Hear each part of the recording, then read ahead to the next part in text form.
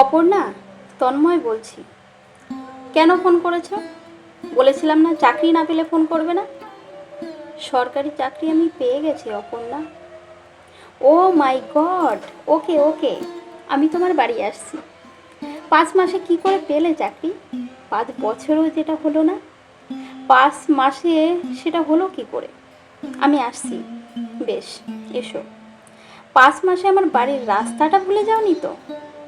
এসব কি বলছো? একটু ঝগড়া অশান্তি তো সব সংসারেই হয়। 30 বছর হয়ে গেছে তুমি বেকার ছিলে। আমার বাবা কিভাবে আমাদের সম্পর্কটা মেনে নিত? আচ্ছা এসো, তারপর কথা হচ্ছে। তন্ময় অপর্ণাকে চাকরির খবরটা দিয়ে তারপর ফোন করলো তার মাকে। মা কিছুদিন আগে চলে গিয়েছিল দিল্লি।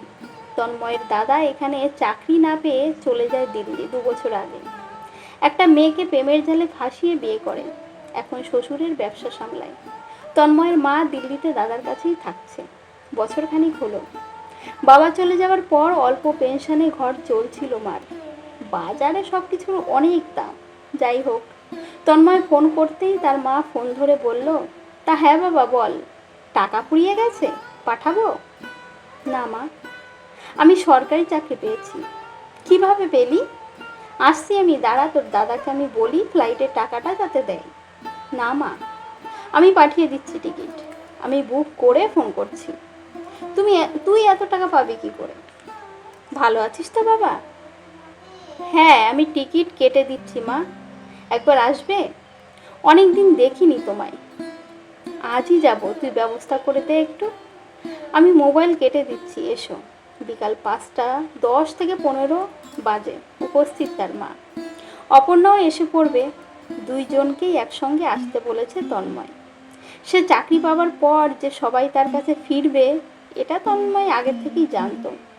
মা এবং প্রেমিক উপস্থিত। মনে একটাই প্রশ্ন, তন্ময় সত্যি চাকরিটা পেয়েছে তো? 5 মাসের মধ্যে চাকরিটা পেল কি করে? তন্ময়ের মা আগে বাড়িতে ফিরল। আর অনেক দিন পর বাড়িতে ফিরলে ভালোবাসাটা যেন একটু বেশি প্রকাশ পায়। তার মা জিজ্ঞাসা করলেন, কিসের চাকরি পেলি? কিভাবে পেলি? আমি জানতাম তুই একদিন ঠিক চাকরি পাবি। বলছি মা। অপর্ণা আসবে বলল। ও আসুক, দুজনকে একসঙ্গে গল্পটা শোনাবো। 5 মিনিটে অপর্ণা উপস্থিত। অপর্ণা আজ যেন একটু বেশি সেজে এসেছে। 5 মাস আগে অপর্ণা সম্পর্কটা নষ্ট করেছিল।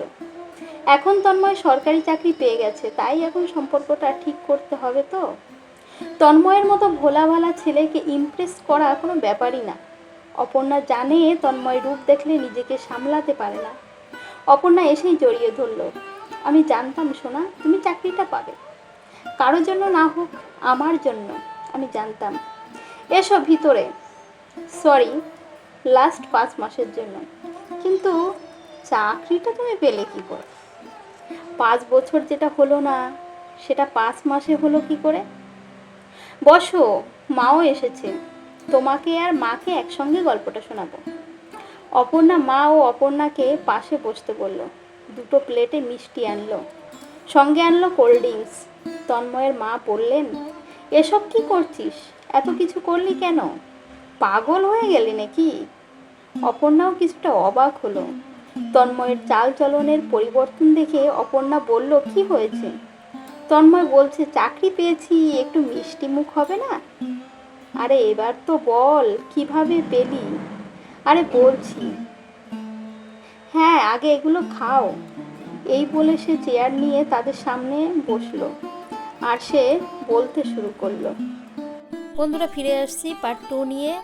তো বন্ধুরা, ভিডিওটা ভালো লাগলে অবশ্যই লাইক কমেন্ট শেয়ার করবে আর পাশে থাকা বেল আইকনটা ক্লিক করে দেবে। Thank you for watching.